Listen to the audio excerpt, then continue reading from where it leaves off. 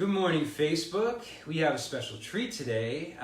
We have the Dave and Dave Show, episode 15. We also have a special guest. This is not Dave Sr., if you've noticed.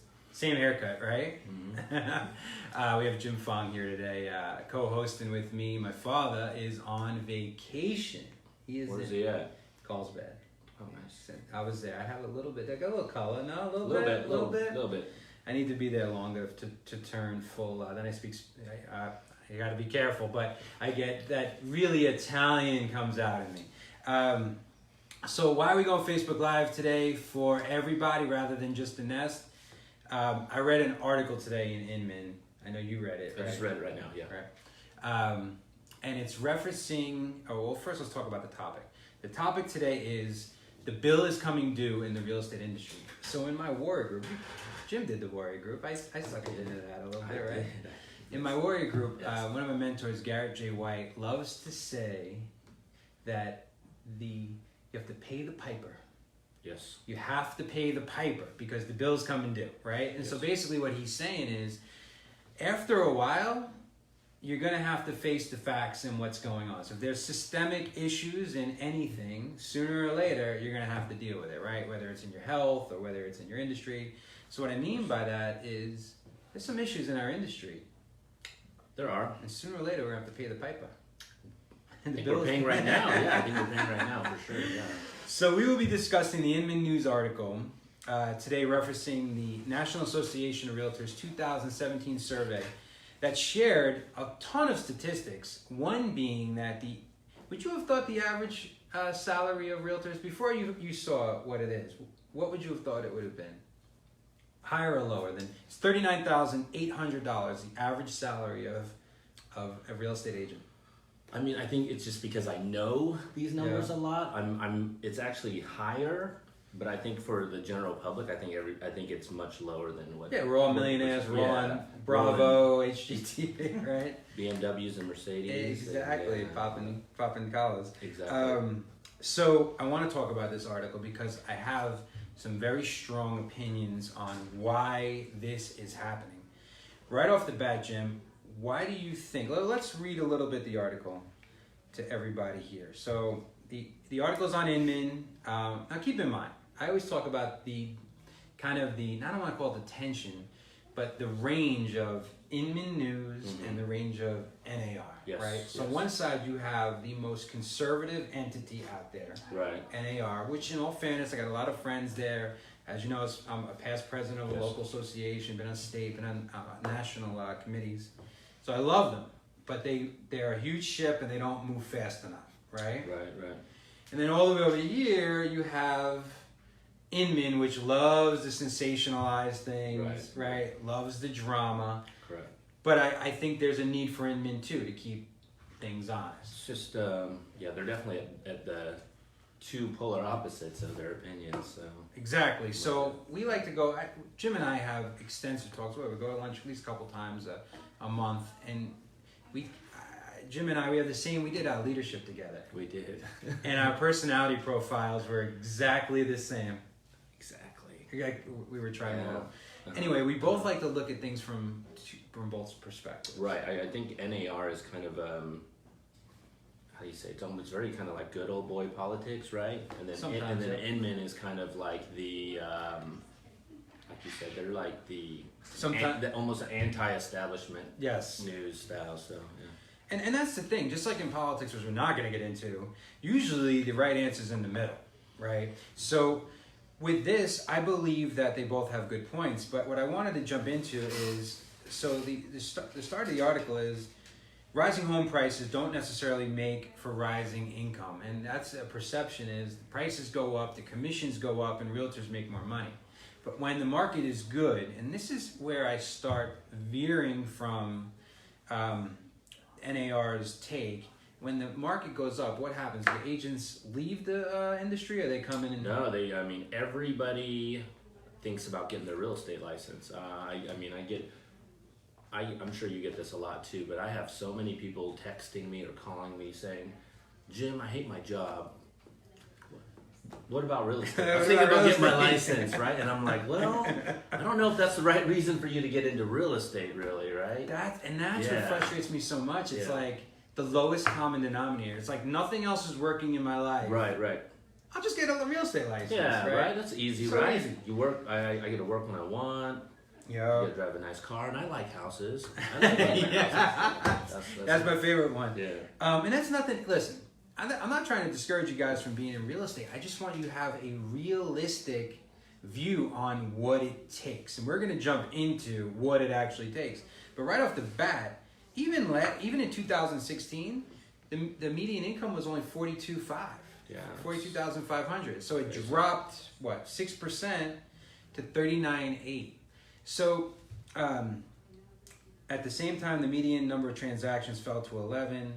Down from 12, which is surprising because 11 deals, you would think they make more than 39,800. They're only making like 3,000, 3,500 a deal. That's a really good point. Yeah. Right? So the average, I don't know where these markets are, or maybe the splits that they're dealing with. Maybe the splits, yeah. Yeah. It has to be the splits or the commission altogether.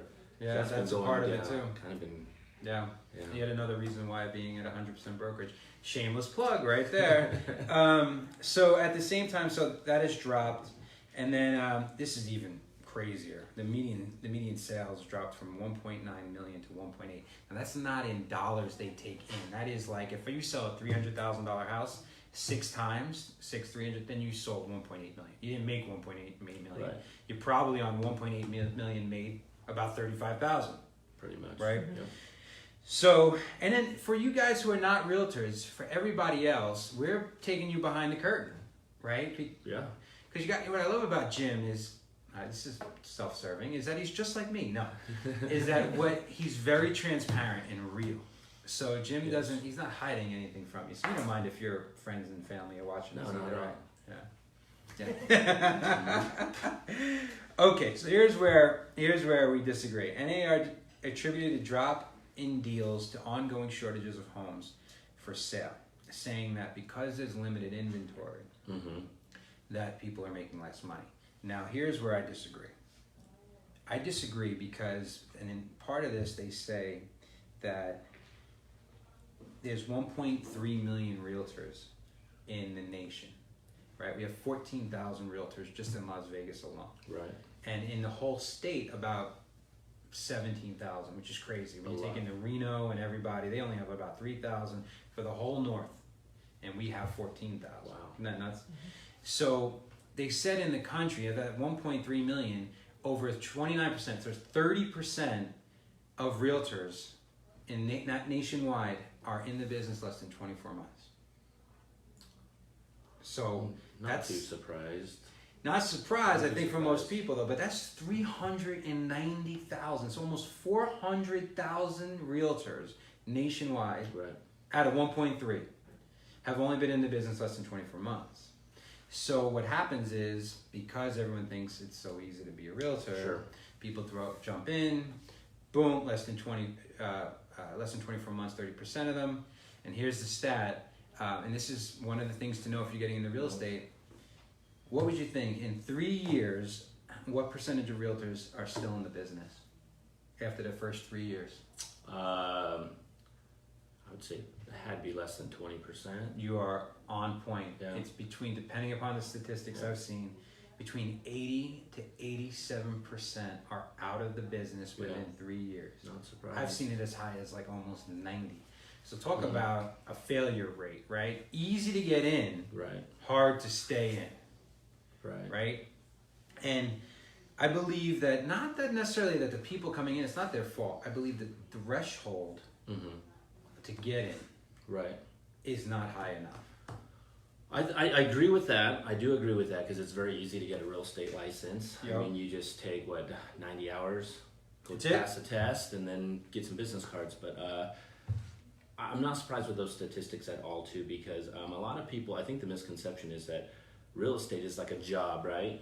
Yeah. Oh, I'm going to get into real estate. I'm going to join a brokerage and it's a job. It's really not a job. You're actually going into self-employment, right? You're going to self-employment and,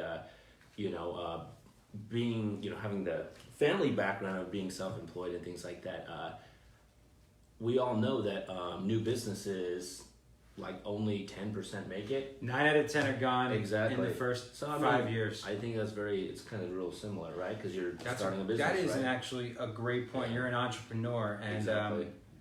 what's also interesting, that is actually a great point, because not only 9 out of 10 are gone in the first 5 years. Yeah. The 1 out of 10 that made it, Yes.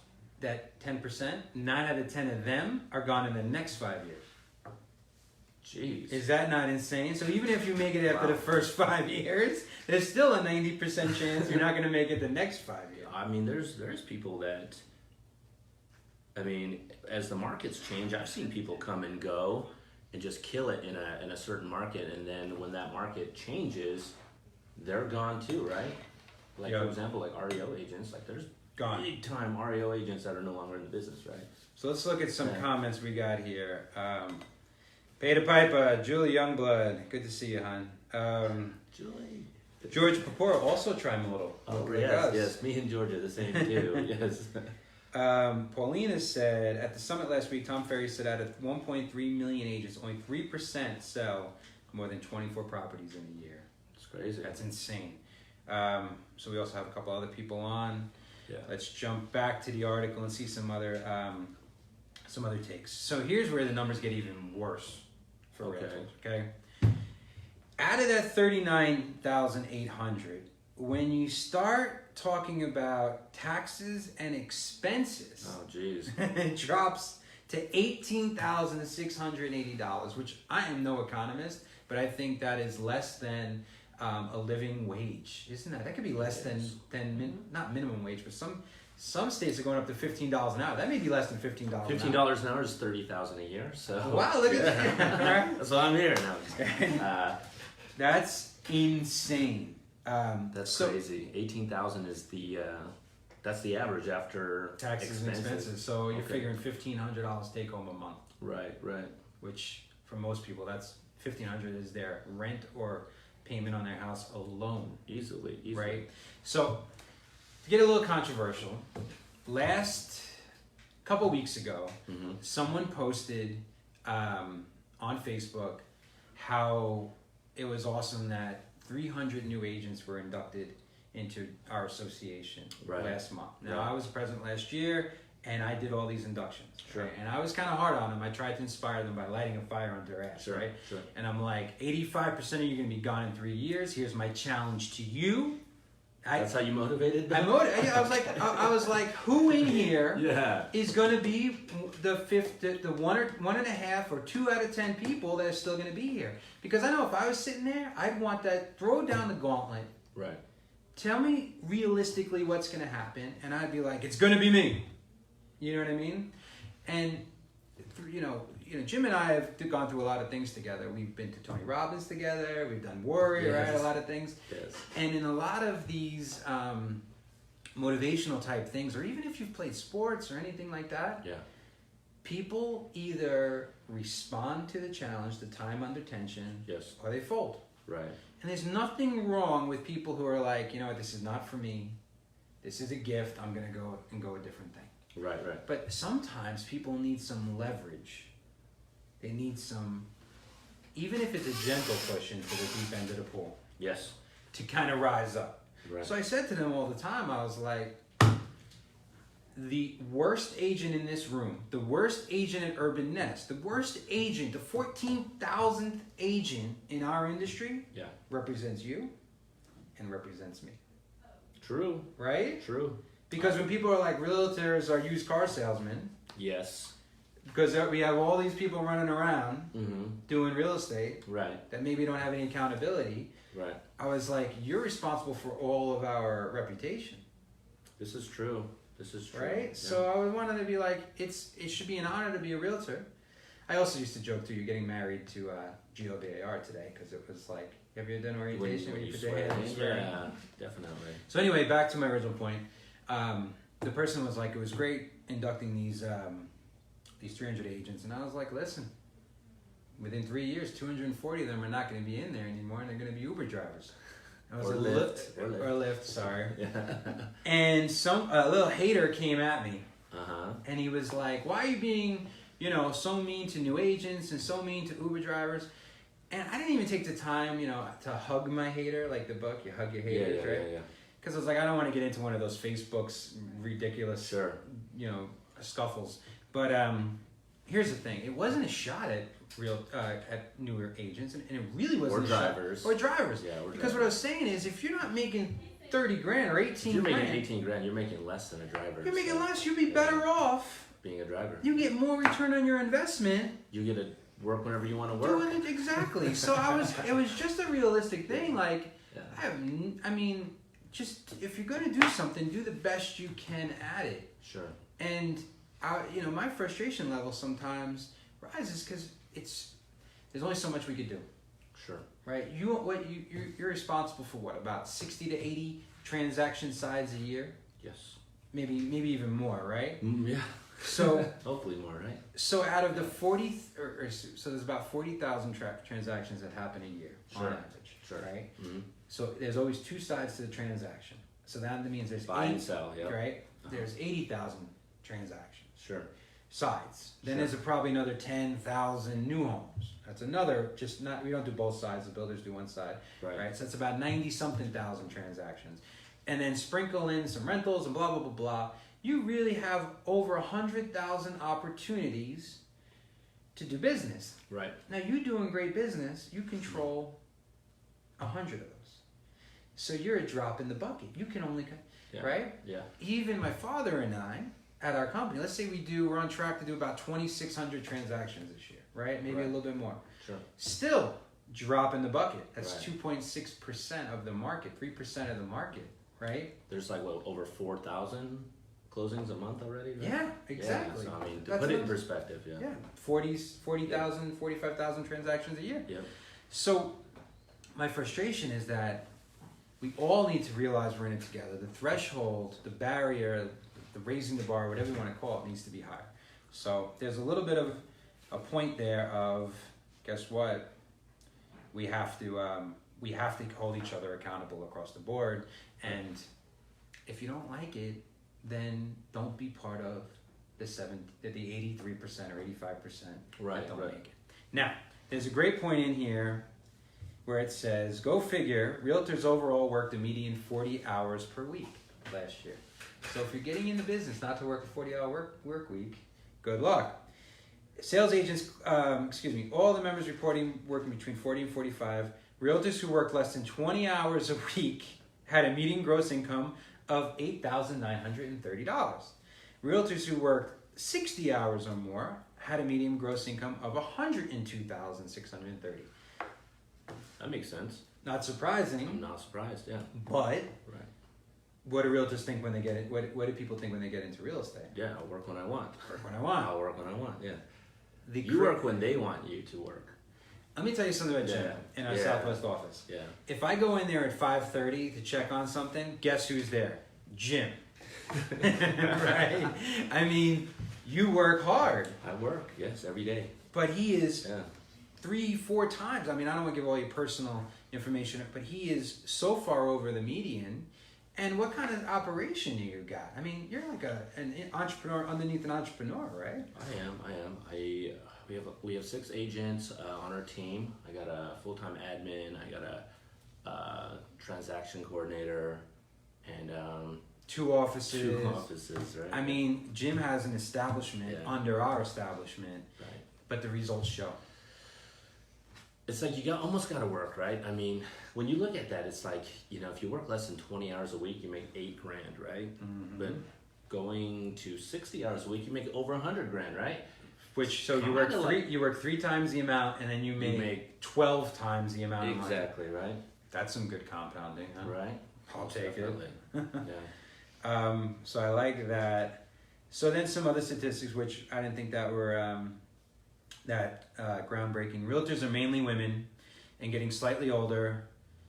Not women are getting slightly older. Okay? Women are getting slightly older in real estate. It says realtors are mainly women and getting slightly older and slightly more diverse. So basically they're saying realtors are getting more diverse, they're getting older, and they're mainly women.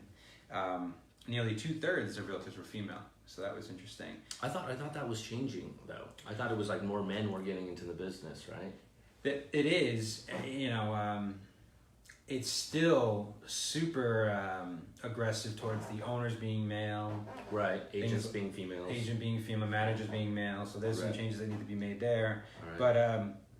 But yeah, it's the diversity though is, what you're seeing is, the boomers are retiring in droves, right? Sure. Because I think like something like 10,000 people turn 60 every single day. Right. Right. So that's happening. Actually, our generation, the Gen X, we're the ones rising the quickest, and then coming behind us are the millennials.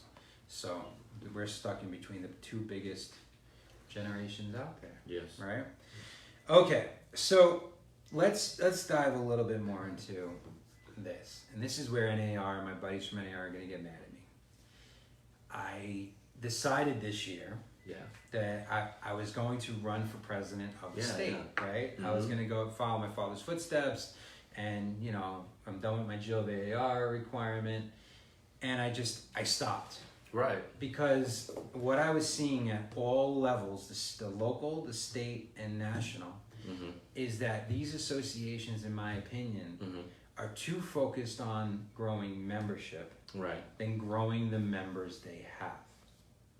You see, I hear that, and it's not across the board. I think there's a faction right down, maybe not down the middle, but I think there are more people who want bigger membership, right, than that. They're like urban nest, like I'm quality over quantity, sure, right, over and over and over again. Sure. And as we grow, we still have to keep raising the bar and making sure that we're not having those issues of growth. That we could be 1,000 agents right now, and we're 400. Right. I mean, it's a commitment to the production. Well, like NAR, I mean, how does NAR make money? Membership dues. Membership, right? So I mean, if that was my business, I would try to grow members, right? Or, just like an agent, right? You could say, all right, I'm going to work with my top 100 database clients, right? Still generating quality people, right? Because I like to work with people that I know, like, and trust, right? I like having agents that I know, like, and trust, right? Right? Wouldn't NAR say, all right, I mean, here's the dues. This is what's crazy. You know what the dues for national is? Like $200 a year. Okay. Locally, it's another $200, and for the state, it's another $200. So it's like $600 a year to be part of all of these groups, all these associations. Sure. Then you throw in the MLS, and it's another $600-700. Right. It's like $1,300 a year to be a realtor, which is crazy cheap. Really so my thing would be like raise prices.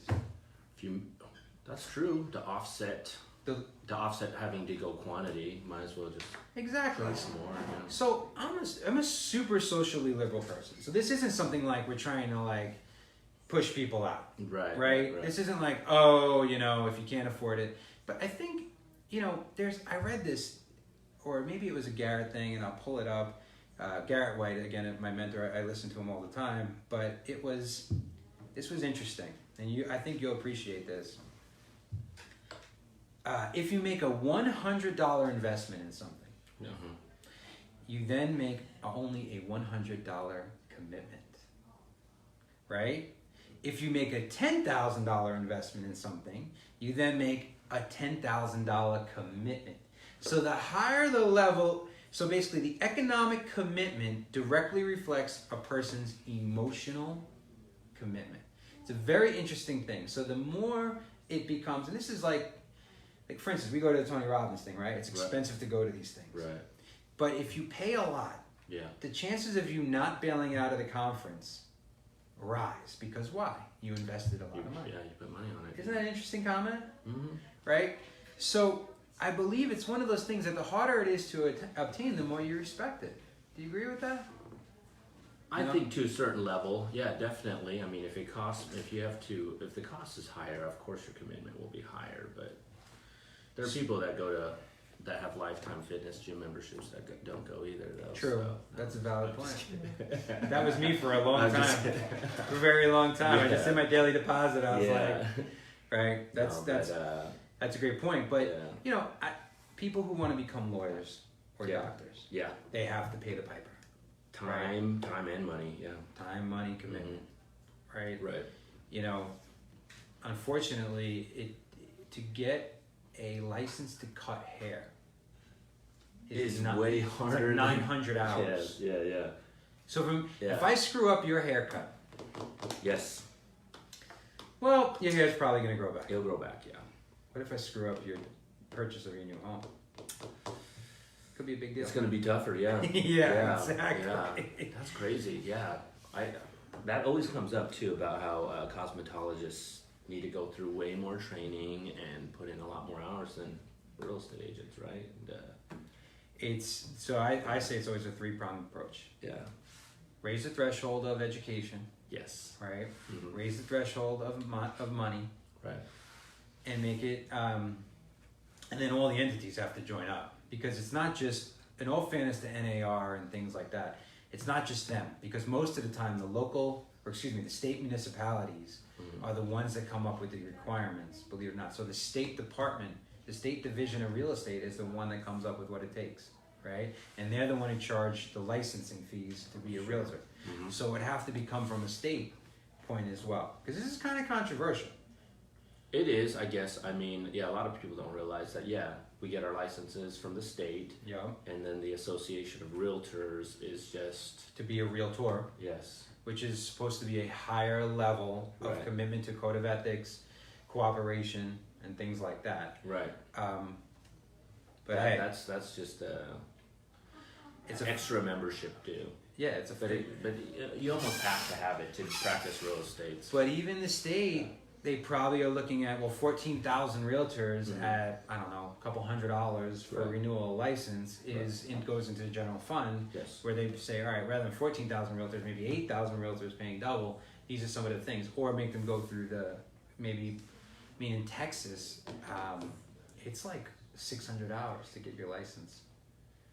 No joke. That's true. So that's Texas.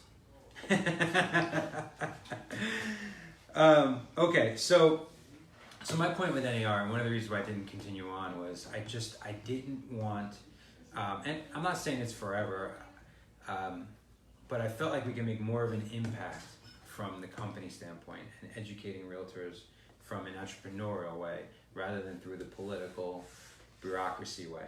But if I had the reins at NAR, and even if you make it all the way to the top president of NAR, you still have a full board of directors, and it's not like you're king, right? You're one vote out of, in the board of directors in GLVR, for instance, you're one vote out of 15.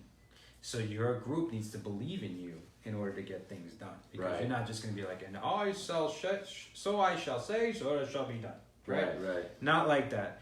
But if I had that ability, I'd say let's focus on what we're good at. Do you have any idea what you think NAR is good at? A couple of things. Do you know? Or let's say GLVR. You think they're good at a couple of things? All right. Let me ask you another question. It's like they're great at everything. If I had a survey question, and hopefully we have a survey question soon, but if I can control a survey question, it would be this: if you could separate your MLS fees to your association fees. Right? Yes. So for instance, you would not have to pay, you do not have to be part of the association in order to get the MLS. Would you still be part of the association? Oh, jeez. Depends on how much. If it was a lot, I would strongly consider, do I really need it? But being in the business longer, it's like, you want to be connected with, other people in the industry too, So my answer still is yes, because you have professional standards. So for instance, realtors have the ability that if Jim and I had a transaction that went south, we can mediate it and arbitrate it amongst our peers, a panel of our peers, without having to go to attorneys and things like that. And that is because we both adhere to the same standards of being a realtor and code of ethics. So that alone is worth, to me, I was just part of a mediation recently that worked wonderfully. Whereas in the commercial side, where you don't have to be a realtor, it comes down to a lot of lawyers. And that the only people that win in those are lawyers. Yeah.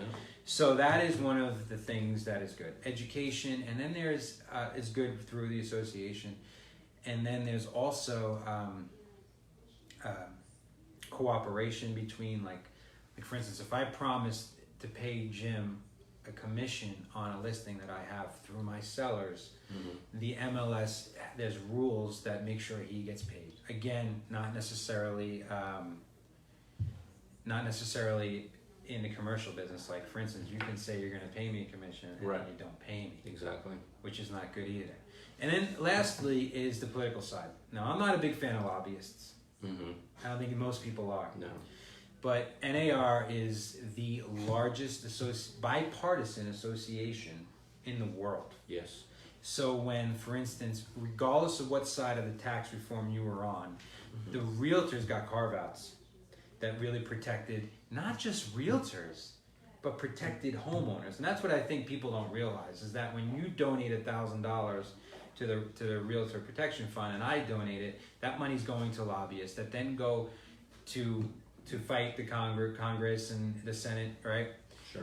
And directly affects our communities. So for instance, taxes on your house, capital gains, things like that. Did you know what one of the changes was going to be with capital gains? Had to do with the exemption, right? Yep. So right now, what is it? It's 2 out of the last 5 years. 2 out of the last 5 years. Yeah. So if you own your house for 2 out of the last 5 years, you know the exemption? You don't have to pay capital gains on when you sell your home.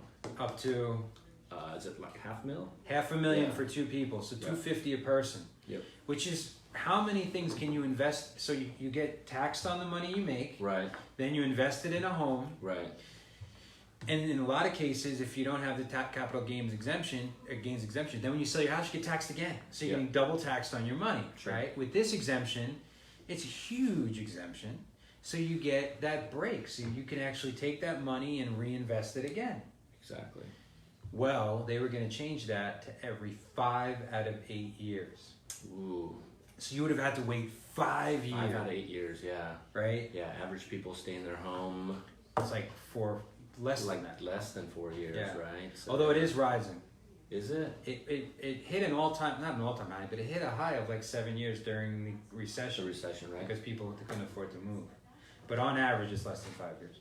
If you look at the last few recent years, I bet you'll be much lower. Without a doubt. Yeah. And that was NAR at its best, lobbying and going through. So there are 3 things, but when I was president, or one of the things I wish for associations is that it gets to the point where it's like, what's that? Is it Wharton?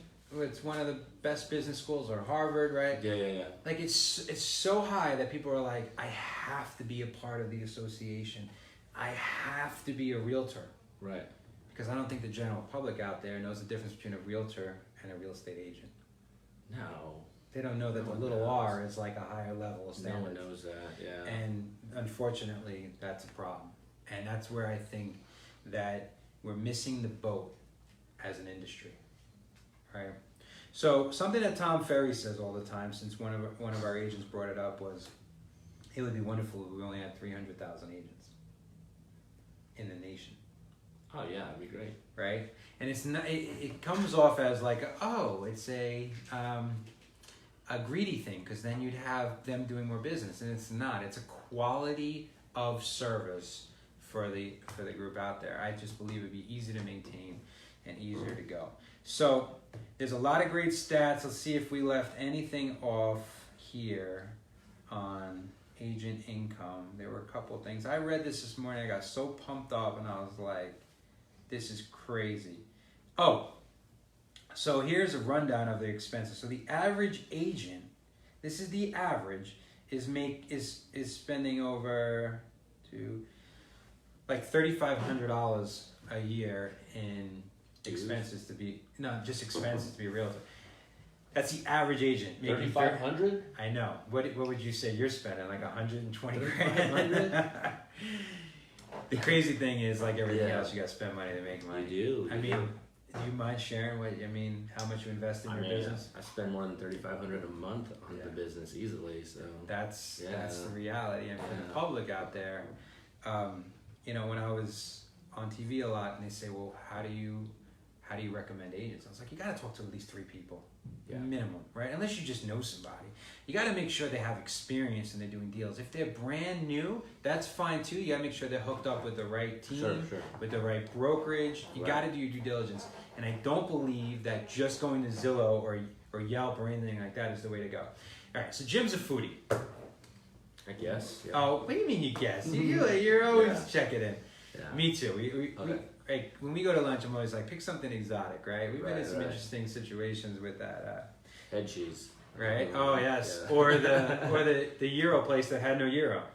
Right? No lamb. Yeah, Mediterranean, no lamb. Yeah. I said, don't be the agent that doesn't have any gyro at your gyro place. Exactly. But when you go on Yelp.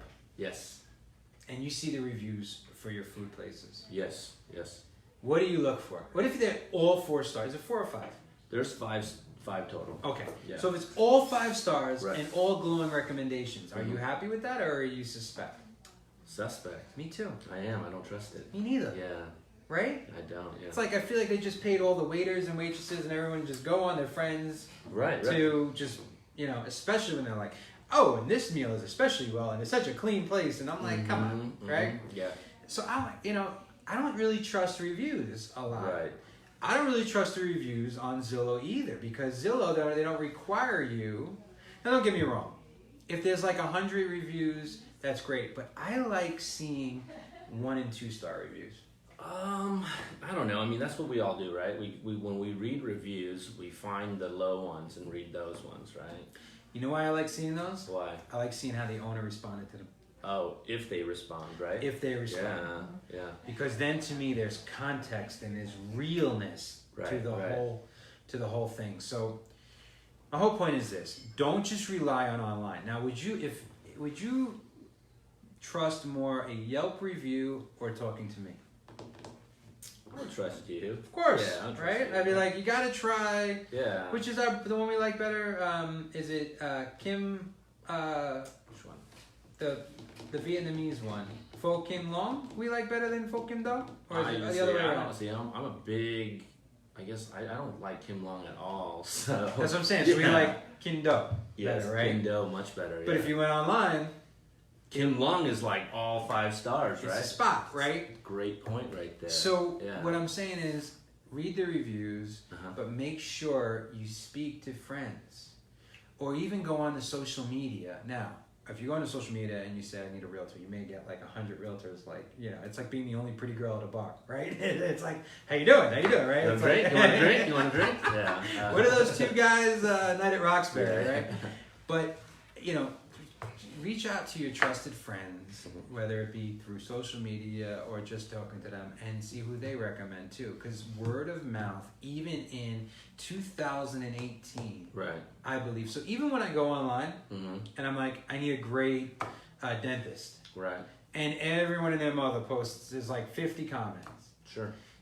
I always consider the source. Of course. Right? Yeah. I consider the person who is like if it was you, I trust it. If it's some of my other friends, I'm like, it is what it is, right? So consider the source. We'll go next time. We'll wrap it up. Yeah. You cool with that? All right. Yeah. Sorry. Well, it's perfect example is I'm not a fan of Kim Long, right? Mm-hmm. But if you reviewed Kim Long as a 5-star, I'm probably not. And next time I want to find another restaurant to try, and that same person is saying that place is great too, I'm not going to put a lot of weight on that. So to go full circle on this, the Realtor R is not the reason why you're using the client, the person. No. You are more distrustful of agents if there's too many of them, and there's people that are because here's the reality. If you're doing 2 or 3 transactions a year, you may not be doing it enough to really be in it. So if I'm speaking, you speak any other languages? I do. Okay, so what do you speak? I speak Cantonese. Cantonese. Yeah. Now, if you don't hear that language for 4 years straight, or maybe you only speak it once or twice a year. Right. You're gonna get a little rusty. Very, very. Right? Yeah. You're gonna have to get it. You're not immersed in it anymore. Right? If you're not doing calculus every day, you're going to forget It'd it. be hard to find Exactly. the derivative. Yes. Yes. You pulled the derivative. I love it. You remember those questions? It was like 3 pages just for one problem. Uh-huh. You're not immersed. Same thing in real estate. Like, you must be immersed. So if agents aren't immersed in the deal in their industry, the quality, I believe, of their performance is going to suffer. Of course. Because they got to relearn it every time. Every time. Right? They're not dialed into what's going on. So that, just to bring it all together, is for agents out there, if you're committed to your craft and you put in the time, you put in the work, you will see success like Mr. Fong here. And he hates when I brag about him. So he's such a humble guy. Yeah. But you will. You put in the time, you put in the team, you put in the money, you put in the commitment, you will see success. If it's part-time, there's nothing wrong with that. My father was a fireman and did it part-time. Mm-hmm. But he hustled his butt off, and he stayed immersed, and he had a team member. He had a partner that took care of his people, and he grew. He got to a point where he didn't need to be a firefighter anymore. When I started, I was part-time too. I worked a part-time job still, and I was part of a team. So exactly, that's exactly what you just said. So. But if you don't have someone to help you out, then you're not going to be giving them the service they require. No. If you don't give them the service they require, well, you all suffer as an industry. So those are for current agents. If you're thinking about getting into real estate, just be aware. Go into it with your eyes wide open on exactly what it takes, the failure rate, the average price or average salary you're going to have, and understand the real talk. Not that Jim's crushing it and I'm going to be able to do that in 2 years. I mean, Jim's been doing what, 15 years, 12 years? 13 years. All right, so close. You're close. 13 years to get to where he is. Yes. Everyone looks at what my father and I did. I'm like, my dad has 41 years of real estate. I have 20. That's 60 years. My wife she's only 31. I think she's been in it for like 9 years. 12 years probably. Yeah, it's like 70 years of combined real estate to just have a shot at being a successful brokerage. Right. So you have to understand what you're getting yourself into. And if you're an association watching it, all I'm saying is this. I understand the membership size is something that it's kind of our Achilles heel.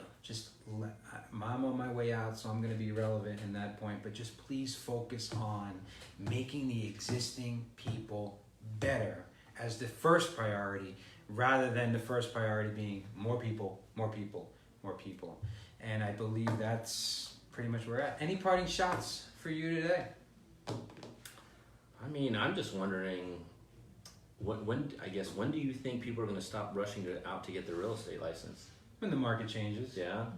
The interesting thing is, the most successful people, in whether it's investing, their industry, whatever, they relish the time when the market shifts in the wrong direction. Because the investors come out and they know it's the best time to create wealth.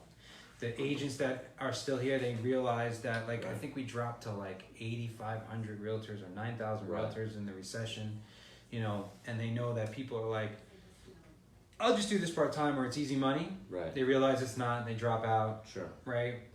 So that is a good time for realtors. Now, it's bad for the economy, so it's something you really don't want to root for. Kind of self-serving, right? Exactly. Yeah. So it's a catch-22. It is. But if you're great at what you do, it doesn't matter. I firmly believe that the top 3% of agents, or the top 7%, that's something I forgot to say. So here's how hard real estate is. You know what the 80-20 rule is? Pareto's law. Yes. So for instance, I spend 20% of my time to get 80% of the results. Right? And then on other things in my life, I spend 80% of the time to get 20% of the results. Right. So in real estate, the 80-20 rule would be 20% of the agents make 80% of the money. Right. And 80% of the agents make 20% of the rest of it. That is if it was normally the 80-20. Right. Our rule in real estate is 93-7. 7% of agents make 93% of the business. Yet another proof of how hard it is to be successful. 7%. So what's 7% of 14,000? I'm not that good. Let's see. 10% is 1,400 agents. So 700, about what? 840 agents, right? Yeah. 840 agents out of 14,000 do 93% of the business. That's crazy. Less than 1,000. That's crazy. And by the way, Jim is consistently in the top 50, top 75 of those. Did you know that? So I've heard, yeah. Thank you. You're welcome. I'm making it more uncomfortable. Yeah. So even if what was my point about the 3% of agents? Oh, regardless of the market, Yes. I believe that same 3% are going to be at the top in a good market, a medium market, a great market, a normal market, and a bad market. The same top producers, the same list is going to stay predominantly the same. Totally. I mean, just going back. So I started real estate in 2005. So I kind of got in, tail end of a really hot market, right? Yep. Kind of, I would almost say a similar feel to right now, actually, right? And that I was one of those people that did not like my job and went and got my real estate license. No, that wasn't why I did it, but I was one of the people that rushed out and got my real estate license during those times. And I could say that when the recession hit and the whole bubble bursted and things like that, it was like every year people were not renewing, right? So I'm expecting to see those times again. Yeah. In not too long, actually. So, yeah. I mean, all these, 14,000 agents here or whatever, I mean... Well, that's a totally... They're going to be dropping off fast. I mean, that's just... that's what's going to happen. It's a totally different subject, but it comes down to, even with brokerages, same thing, right? Yeah. The top 7% brokerages do 93% of the business as well. But as far as the industry goes, just real quick parting thoughts. When do you see... Because... Let me preface it with this. At Inman conference. Yes. And also Lawrence Yun, who is the economist for NAR. Yes. So two economists, I forgot the economist's name at Inman, they both agree that this is going to happen. Now, take economists with a grain of salt, right? This isn't coming from Jim and I, where we're predicting the future, right? No, we're just reporting. We're reporting, because you're not allowed. So if there's a realtor who tells you you're totally going to make 10%, it's going to go up for sure. They're lying. They don't know, right? Exactly. The economists are saying that we're going to see rises in three things. Yes. Inventory. Okay. Interest rates. For sure. And here's where it's surprising. Prices as well. Oh, wow. Right? Wow. Interesting. Wow. Because even though the inventory right now is ridiculously low, it's growing a little bit, but even though we have a low inventory, we still have a too many people and not enough houses issue, regardless of how the economy is going. Yes. We still have an inventory issue. Just if the builders can't catch up to the population growth. Right? Because they stopped building so much during the recession. Right. So if that's the case, and I don't know if this is going to be true, right? Maybe we're not seeing the 15 to 20% a year growth, which I don't think is healthy at all. No. But maybe we see 3%, 4%, and it's beating inflation, right? Mm-hmm. But yet, and you got inventory growing, so you got more options, and you're going to pay a little bit more for the house because your rate's going up. If they are right, it still maintains that you should be buying now. Because interest rates and prices are going to go up. Right. What do you think on that? I think inventory will go up, and I think interest rates will go up for sure. Yeah. Pricing going up, I guess they're Not just saying. Well, they're saying it's going to go up in general. It could just go up, 0.5% or something. Yeah. It's still going up, so. That's true. I think you should buy now if you need a place to live. Right. Yeah. So here's my unscientific question. Yeah. It's kind of my theory about where the market is. Okay. If prices dropped 5% tomorrow. Yes. Do you have a slew of buyers and investors who would jump right back? 100%. Yeah. 100%. If we were super bubbled out, that would not be the case. Yes, I agree. It would need more of a correction where buyers and investors are like, no, not yet. That's a good point. Right? That's a good point. If it went down even... God, if it went down 10, I would sell everything I own and try to buy, you know what I mean? Yeah. So that is, again, it's totally unscientific, but it's kind of an interesting way of looking at it, right? Mm-hmm. Whereas there's places in California that if it dropped 5%, like in San Diego, I love looking at Encinitas, that's one of my dreams to have a summer house there, but I can't afford it, right? Right. So if it dropped 5% there, I'd be like, oh, still not enough.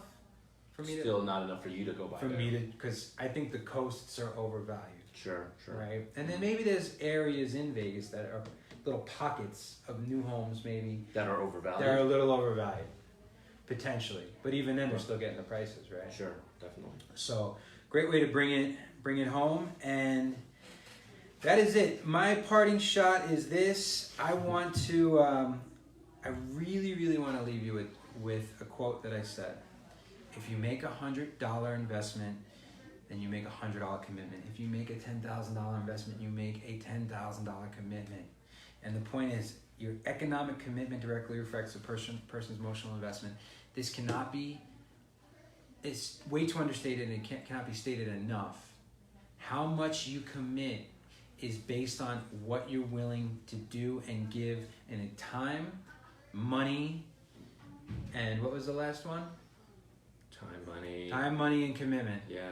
The higher that is, the higher the rewards will be, and the higher you will feel great about it. You will respect it and appreciate that. So we're going to leave you with that today, and hopefully if the higher the commitment is to be a realtor, the more emotional investment people will have. Did you like this? Yeah, it was cool. Yeah, not bad, right? Me. Yes. We're going to be doing this more and more, having co-hosts. We missed Pops today. He's going to be pretty tan. He gets tan. Come back. That Italian comes out in him. Okay. Really good. We miss him today. So Pops, if you're watching, we miss you. And thank you everybody for tuning in, and we'll see you soon.